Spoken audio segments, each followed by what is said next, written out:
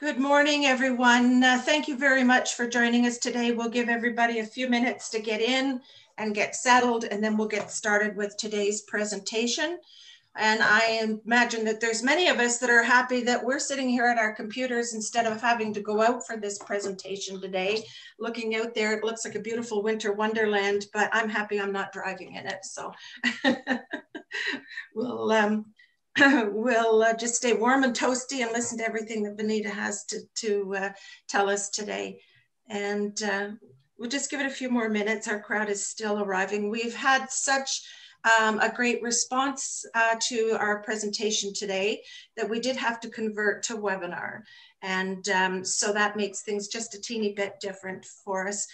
You will have ample opportunity to use the Q&A function button at the bottom of your screen to ask questions, and Vineeta will take questions following her presentation. And we are recording the session so that we can put it up on our Kerby Center YouTube channel. Good morning, Patricia. Nice to see you. Thanks for joining us again. And it looks like our numbers have slowed down a little bit here, so I think perhaps we can proceed. And again, welcome everyone, and thank you for joining us for this presentation this morning. Good Mental Health Habits for Seniors, part of Kerby Center's Live Well, Be Well series of ongoing mental well-being presentations. As we gather here today, it's vital we also remember the peoples who gathered here for millennia. This is the Treaty 7 land of the Indigenous peoples of Southern Alberta, the Blackfoot Nations of Siksika, Piikani, Kainai, the Tsuut'ina First Nation, the Stoney Nakoda Nations of Chiniki, Bearspaw, and Wesley, and the historic home of the Northwest Métis and Métis Nation of Alberta Region 3. It is with the goal of reconciliation that we acknowledge the land on which we gather, and we thank the elders of these nations for their timeless contributions to this land. As we age, many older adults experience mental health stressors such as finances, declining health and mobility, or perhaps the loss of a partner. Certainly the events of the past year have resulted in many of us experiencing anxiety and uncertainty and finding ourselves isolated from friends and loved ones, resulting in loneliness and psychological distress. Kerby Center understands, and we are pleased to launch Live Well, Be Well, an ongoing series of mental well-being presentations supported by the Ecclesiastical Insurance Community Impact Grant and the United Way. Today, we're pleased to welcome Vineeta Kapoor. Vineeta is the Manager of Information Resources for Kerby Center. Many of you will recognize her, and holds a master's degree in psychology, along with a postgraduate diploma in guidance and counseling. Vineeta has over 18 years of experience working as a psychologist and psychotherapist with different population groups. She also has a certificate from Hospice Foundation of America for dealing with complicated grief in the COVID-19 era, a certificate in the science of well-being from Yale University, and has taken courses in autism, dyslexia therapy, and special education needs. Welcome, Vineeta. Thank you very much for joining us today. Tell us about Live Well, Be Well program and what can older adults do to develop good mental health habits? Thank you, Colleen, for this introduction. And yes, it's so encouraging to see so many people join for today's presentation. Mental health indeed is something that we need to really care about. Let me share the screen.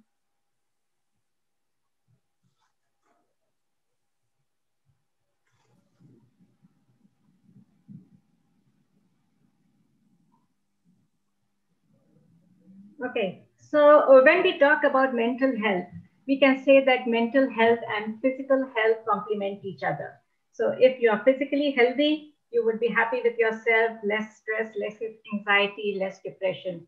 On the other hand, if you are feeling isolated and depressed and anxious, it would show on your physical health. So taking care of mental health is really important. And what can we do to take care of our mental health? So today I would be talking about the good mental health habits.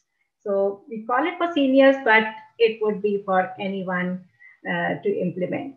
So the first thing that we need to do is be prepared. Now with this COVID-19 era, none of us was prepared for this pandemic. So being prepared is the first thing. First, make sure you have plenty of suitable face masks and other personal protective equipment. By now, we have all got used to the new norm, wearing the mask, washing hands often, using hand sanitizers. So having proper suitable face masks and sanitizers and PPE is very important. Consult your physician about stocking up on any medications you need and ask about home delivery if it's possible so that you don't have to get out of the house often. Consider home delivery for groceries and other necessary items. In general, it's truly best to avoid spending much time in public spaces to limit your exposure to the coronavirus. So the lesser you go out, the lesser you would be exposed to people who might be carrying the virus, and better it is. And if you have to go out, then see that you are wearing a proper mask and maintaining proper social distancing. So be prepared to manage the stress surrounding the COVID-19 pandemic. So as you can see, your daily routine matters. Stick to a daily routine. So even if you are confined to home, take care that you are doing things on a regular schedule, sleeping at the same time, having lunch and dinner as per your schedule, not getting up late, but having an exercise schedule. Focus on the positives. So with a lot of negativity going around, with a lot of information on the internet, on the news channels about the rising numbers and the vaccine and everything. So focus on the positive. That would give you hope. Staying informed is good. Watching news is good. But see that you are watching news on a reliable channel, maybe alberta.ca or other government websites that give you the reliable information. Being connected is an important one. So see that you are well connected with your peers, your neighbors, your relatives, whether it is on phone, via internet, or on Zoom. That would really help. Coming to physical activities. Some people may wonder what's the difference between a physical activity and exercise. Well, there is a difference. Physical activities are activities that get your body moving, like walking the dog, gardening, taking the stairs instead of the elevator. All these come under physical activities. What about exercise? Exercise is a form of physical activity. It is specifically planned, structured, and repetitive. Like you can join Tai Chi, weight training, aerobics classes. Need not be outside your house. It can be over the Zoom. With this harsh winters or the snow outside, it's better to stay indoors and do it at home. Even if you're just getting up and walking around the house, you're still being physically active in one way or the other. Physical activity helps with your hormones and helps to keep your weight down, both of which can play a significant role in helping your mind to stay healthy and strong as you age.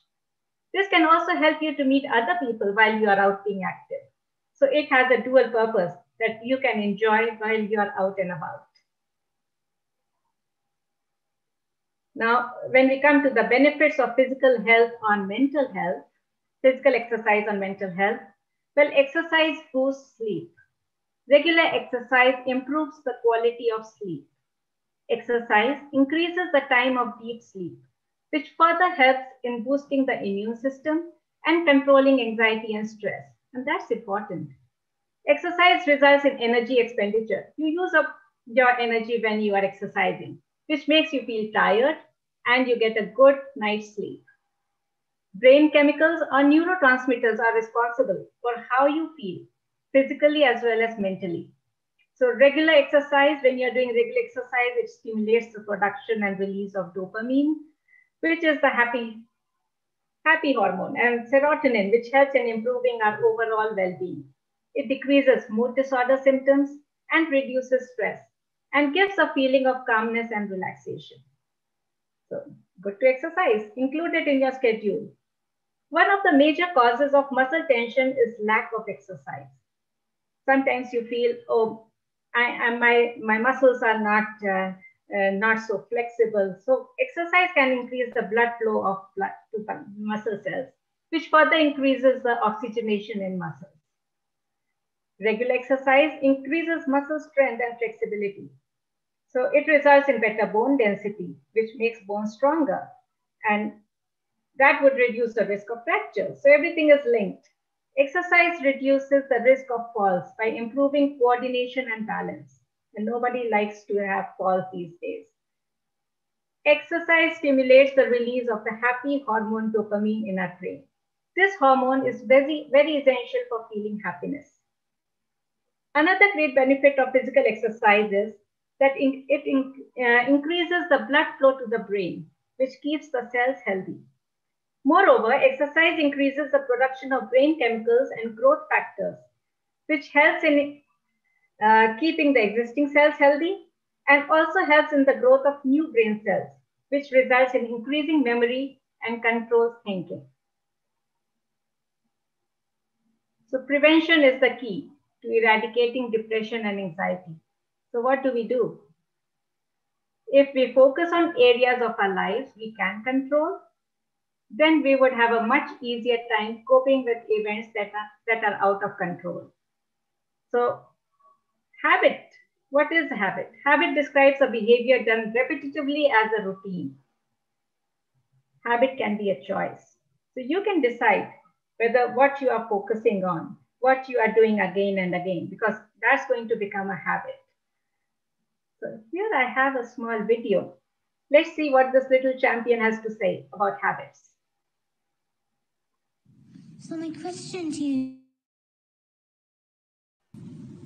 what do you practice? Because what you practice, you will get good at. What do you practice? Do you practice joy in your life? Do you practice peace in your life? Do you practice happiness in your life? Or do you practice a lot of complaining? Because if you complain, you will get very good at it. And you will get so good at it that you will find fault with everything. Even when there's no fault that a layman cannot see, you, being an expert, will see it. What do you practice? Do you practice anger? Because if you practice anger, you will get very good at it. And you will get so good at it that the most trivial you'll think. Trivial thing will make you angry. Like sitting in an airplane and watching the sea across from you somehow looks better than the one you've been given. And that is so unfair of the airlines. What do you practice? Do you practice being worried? Because if you practice being worried, you will get very good at it. And you will get so good at it that everything will worry you, including the buffalo you don't have. So I propose, if this is true that it's a question of practice, then I propose you practice joy. Wasn't that wonderful? A little jam, but such a deep thought. What are we practicing?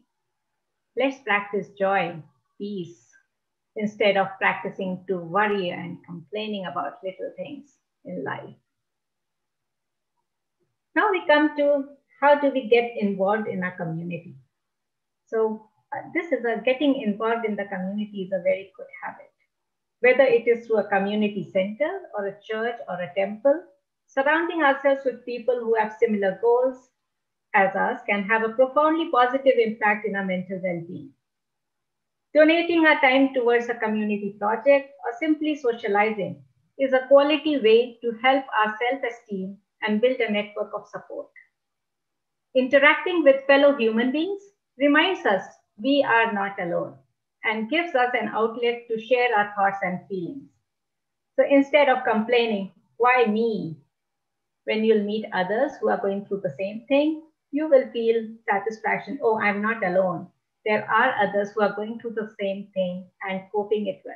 So coping becomes easy when you are having a circle around you, circle of people with whom you can share your feelings. So continue to be social. This is harder as you get older, but it's important that you have to remember to do. Get out and do stuff. It may be just going to a bingo night with a friend or having coffee.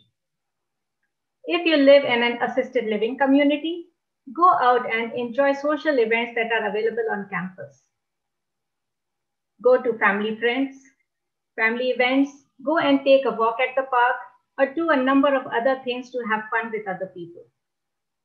By increasing your social interaction, your mental health is going to stay strong and you are going to feel a lot better. You won't feel like you are trapped in your home all of the time, which can help ease your mind. So taking part in activities, meeting people, engaging in stuff, engaging in activities, volunteering, helping your neighbor with some daily chores, that might make you feel better. Make an effort to make new friends. As you lose people in your circle, it is vital to make new connections in your social life. Make it a point to befriend people who are younger than you are. You know what's the secret behind it? Younger friends can re-energize you and help you see life from a fresh perspective. Spend time with at least one person every day.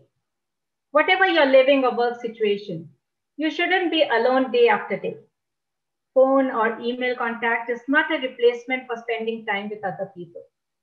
Regular face-to-face contact helps you ward off depression and stay positive. I know it's difficult during the COVID times, but still, in this era of Zoom and team meetings and Google, Skype calls, everything is possible. You have the facility to interact with your loved ones. Volunteer. Giving back to the community is a wonderful way to strengthen social bonds and meet others interested in similar activities or who share similar values. Even if your mobility becomes limited, you can get involved by volunteering on the phone. During COVID, Kerby Center had loads of volunteers who were making wellness calls just to check in if everybody was doing well or if they needed any help, food bank referrals, grocery deliveries, prescription deliveries. So there is a lot that you can do. You just need to have the will to volunteer. Find support groups in times of change. If you or a loved one is coping with a serious illness or a recent loss, it can be very helpful to participate in a support group with others undergoing the same challenges. So you feel supported that you are not alone. There are others who are going through similar problems in life, similar issues. And by discussing those issues with them, expressing your feelings, you would know more about the coping strategies and how to cope well. Coming to food, what should you be eating? Fats, olive oil and nuts you can choose. From that, avoid butter, margarine and other vegetable oils. Eat whole grains and legumes every day. Fruits and veggies, at least 3 to 4 servings a day would help. Protein, eat less of beef and pork. Coming to water, very important. Being hydrated is very important. Use little of wine and nuts. Don't forget water, herbs, spices, daily exercise. What is a strict no-no? Skip processed food, processed meat, sugary foods and beverages. Lot of salt is not good. Avoid salty food, salty seasonings. So seniors are prone to dehydration. So they should be drinking plenty of water to stay energized and sharp. At least 10 to 12 glasses of water is a must. Big carb loads can lead to big carb crashes, which can cause fatigue, concentration issues, and irritability. Symptoms that are also apparent in depression. So watch what you are eating.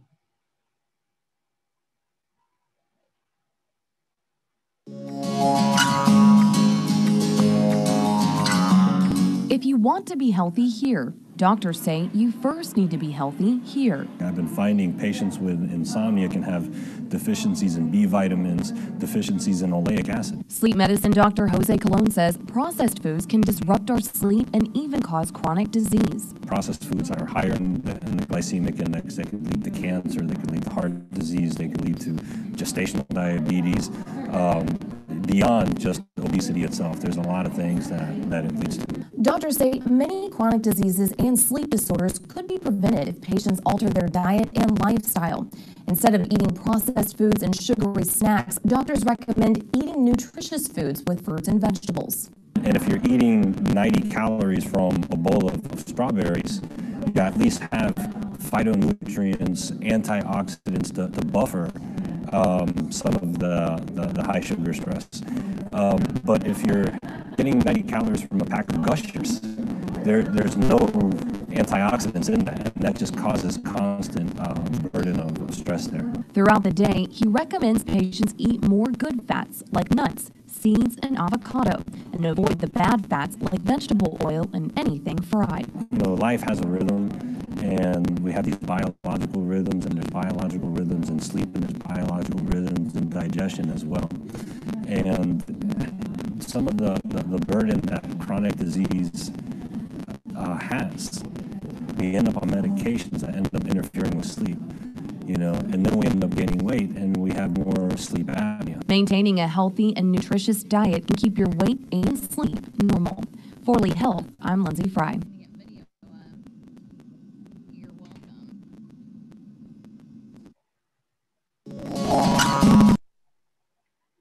So that was a good video about what you should be eating, how much you should be eating, watching your diet. That's important to maintain physical health. Physical health would help in mental health and vice versa. Another important habit would be to engage in hobbies. So occupying your mind is a key part of mental health, as well as healthy aging in general. And now is the perfect time to focus on your hobbies or take a new one. So engaging your mind in creative ways has the same effect as lifting weights for strengthening your muscles. Working with your hands is particularly effective in keeping your mind sharp. It helps to maintain your fine motor skills, gross motor skills, your eye-hand coordination. Everything stays in shape. Taking a new class or learning about an unfamiliar topic is another great brain building exercise and indulges the lifelong learner in all of us. So the more you are keen to learn new things, the more your brain will be active. Engaging in an activity that brings us pleasure and enjoyment has a physiologic effect on our brains, triggering a release of neurotransmitters such as dopamine, serotonin, and newly discovered brain-derived neurotrophic factor, which is our ammunition in fighting depression and anxiety. So it's not just pleasure and enjoyment, but a lot of other things are happening. So our brain is getting sharp and we are not getting depressed. Do things that engage your mind, like crossword puzzles, Sudoku, number of other things, doing puzzles, and even art, painting, coloring. Adult coloring is very good. Just make sure that you enjoy whatever you are doing. If you're not enjoying it, there's no purpose in doing it because it would just be a task for you, not enjoyment. It won't give you pleasure. So it's going to help prevent the deterioration of your memory and other mental health issues. Adult coloring, it increases concentration. Sudoku, it sharpens your mind, your thinking, problem solving. So engaging in hobbies is a good way. Now talking about medication, make sure that you understand what medications you are on and don't, if you are having any medications that affect your mind in a negative way. So talk to your doctor, like keep an eye on the side effects. If you just observe anything happening, if there's something that's hurting your mind or causing confusion, talk to your doctor about it. So maybe they might change the dose of the medicine that you are on, or who knows, they might just reduce the medicine that you are having or just scrap it off and you might not need it anymore. Talk to your doctor about any medication concerns that you may have. Learning to cope with change. So change is the constant thing that we see every day. So build your resilience. So find healthy ways to cope with challenges. This ability will help you make the most of the good times and keep your perspective when times are tough. Focus on the things you are grateful for. So many things to be grateful for. The longer you live, the more you lose. But as you lose people and things, life becomes even more precious. When you stop taking things for granted, you appreciate and enjoy what you have even more. Make a gratefulness journal. Write down all the things that you are thankful for. And gradually you'll observe that you will start complaining less when you see that there are so many things that you are blessed with. Acknowledge and express your feelings. You may have a hard time showing emotions, perhaps feeling that such a display is inappropriate and weak. But burying your feelings can lead to anger, resentment, and depression. Express it. Don't deny what you are going through. Find healthy ways to process your feelings, perhaps by talking with a close friend or writing in a journal. Accept the things you can't change. Many things in life are beyond our control. So rather than stressing over them, focus on the things you can control, such as the way you choose to react to problems. Face your limitations with dignity and a healthy dose of humor.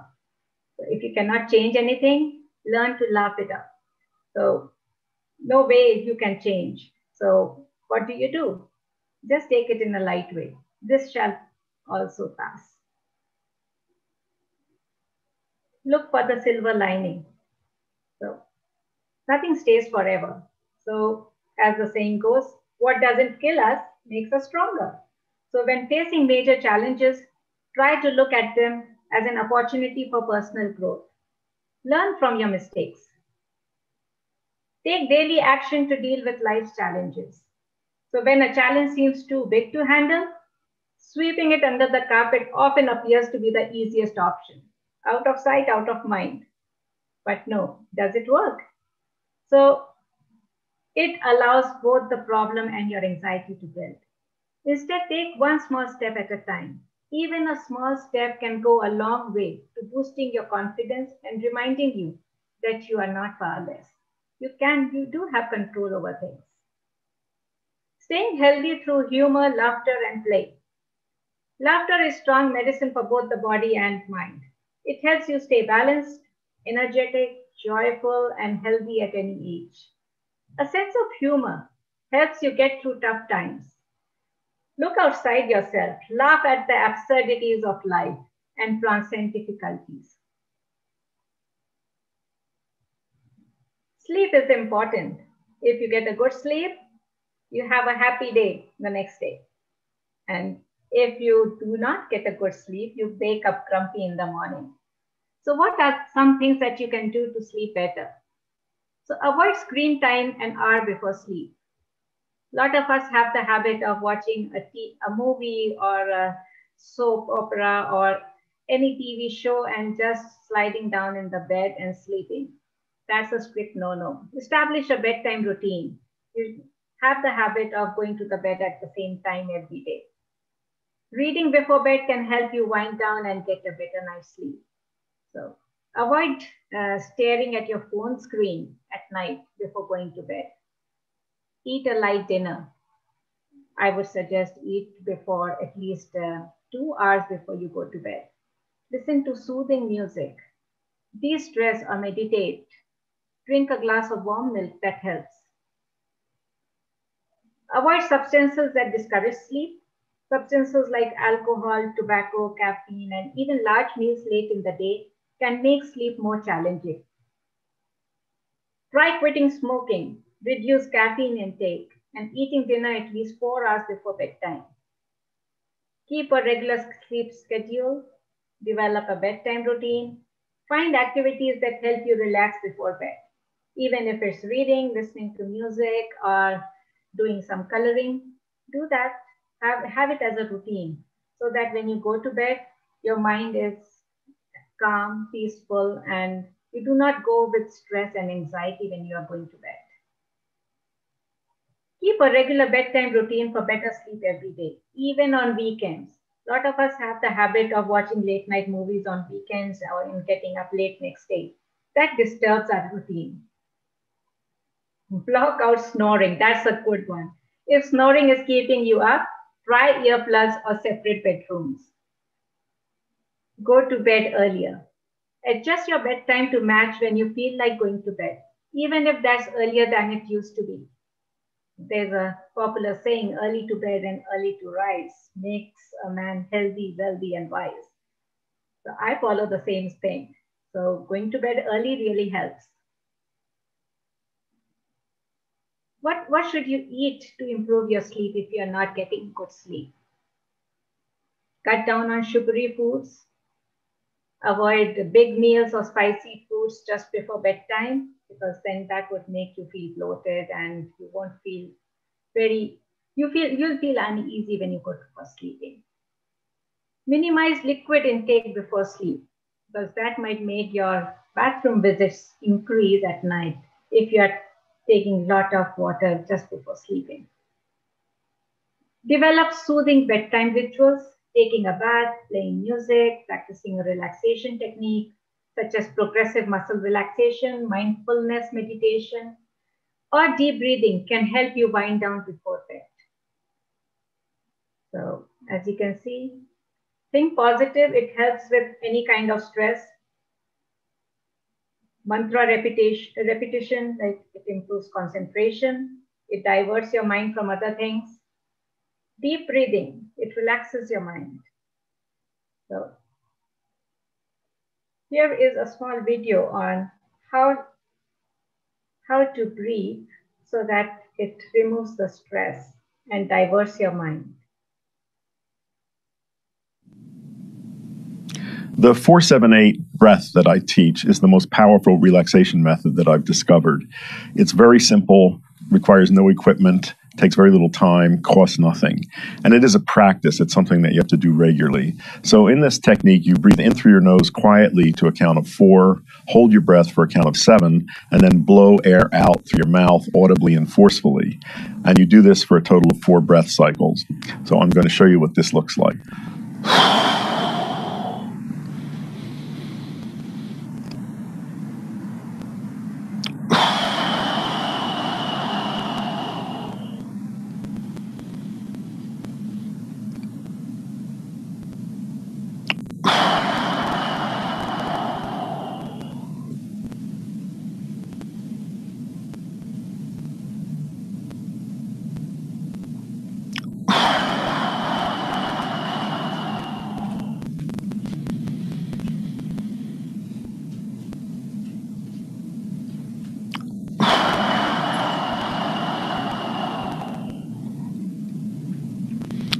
And that's all.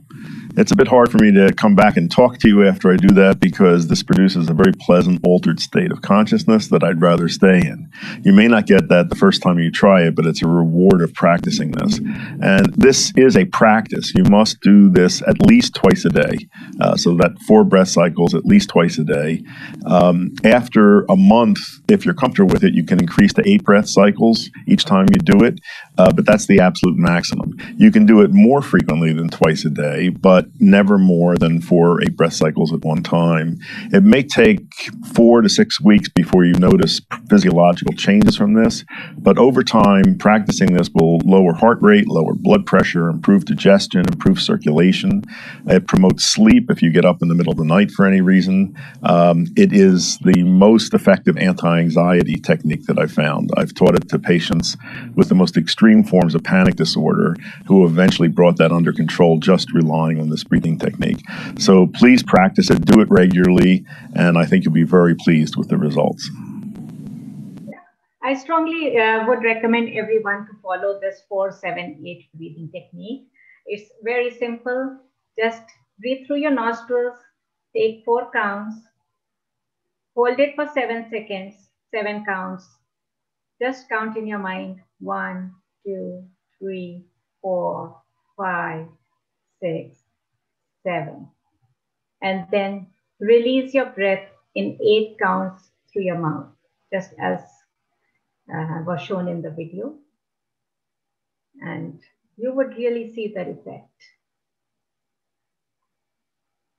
Now, time to change habits. When is the time? The best time is today, now. What do we do? What's the next step?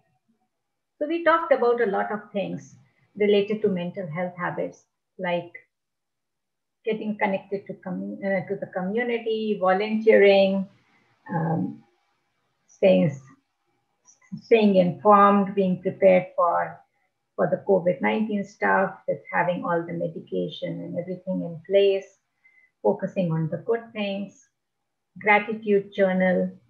So which of these items are easiest for you to implement? Or it might be exercising. Take out your phone and enter them into your calendar as nudges to getting started. Including these fundamental activities in your day-to-day will change your life for the better. Your positivity will also begin to affect everyone around you. By following these lifestyle choices, we put ourselves in the best position possible to prevent the onset of depression and anxiety. Though typically we are trying to kick habits, these are some healthy habits we should try to kick into gear for a better way of living. So like promoting healthy environment. If you plan, put on your list that, okay, from today onwards, I'm going to eat healthy or to avoid certain foods. Environment will play an important role.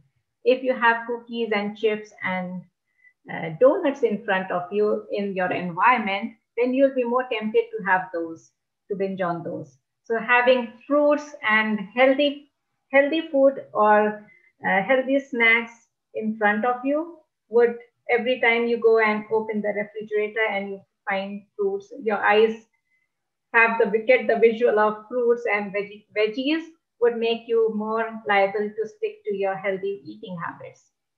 Making a gratefulness journal helps. Every day, make it a habit to write down, make a list of what are the things that you are grateful for. Don't forget to meditate. Meditating, deep breathing exercises go a long way. Getting connected, social contacts are very important. Don't just stay in your bed or stay in your house, not meeting anyone, just sulking. That doesn't help. Stay connected, call your friends, talk to your neighbors, do whatever you can. At this time, socially distanced, after this pandemic is over, and now you have lots of connections, so you can do other activities with them too. Having reminders on phone, which would remind you to get up and have a walk. So my phone gives me the reminder, you have been sitting for the past 1 hour, time for you to get up and walk. Or reminders for having water so that you get the habit of being hydrated. That would help. A revirement is required. Like, make a plan. Think about how many things you will do, how many times you will do this revirement. When will you do it? Where will you do it? Who will you do it with? So having concrete answers to these questions will help you stick to your plan. So if you make a plan of exercising, so don't just say that I'm going to exercise. Instead, write on your journal, like, okay, I plan to exercise for half an hour every day in the morning from 8 to 8:30. So when you have concrete answers to your plan, there are more chances that you are going to stick to your plan. Socially commit. Tell other people, now this is my plan. I'm going to do this. So next time when they meet you, they are going to ask you, are you exercising? Last time I met you, you said that you would be, you were planning to go plan an aerobics class. Did you do it? So when you commit to others, then it's more likely that you are going to follow it, because you have to answer them the next time they'll meet you. Design your environment. Remove all the things that would keep you away from following your plan. So make your environment friendly to your plan. Keep a growth mindset. Focus on learning. Now, this is the time when we are all at home, working from home, or we cannot go out much. So learning is a very good opportunity at this time. Enroll yourself for classes, for online Zoom classes that are happening. There are lots of free courses that are run by the Calgary Public Library. the Gale courses, Coursera courses, they are free till the end of May. So if you want, you can just enroll it. And library card is free, don't forget that. So if you need more information about these classes, you can contact me anytime. Share your victory. So if you are successful in following your plan, share it with your friends. You know what? I decided to exercise every day, and see, it's been 2 weeks now and I'm sticking to my plan. So when you share your victory, you get more encouragement. You become more enthusiastic about it. So that really helps. Okay. So after talking about all these mental health habits, all of you can see this slide. What can you see? Can you write your answers in the chat box or in the Q&A? And Colleen, can you help me in reading out what everybody can see? Absolutely.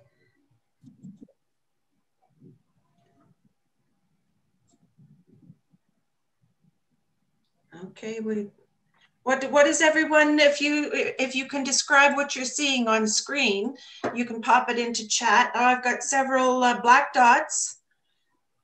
That's kind of was my thought as well. Black dot, I see a black dot. I have my dog's nose. That's a good one, Carmen. Most of us are seeing black dots. Okay. Yeah, in Q&A as well. Most of us are seeing a black dot. I like the nose one.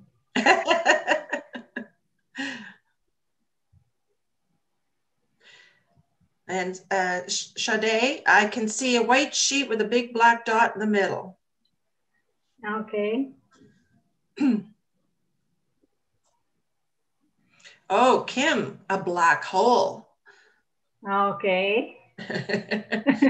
As well as entrance to infinity.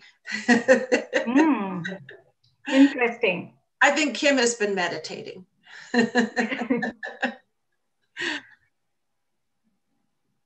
Pam, a pupil. Okay.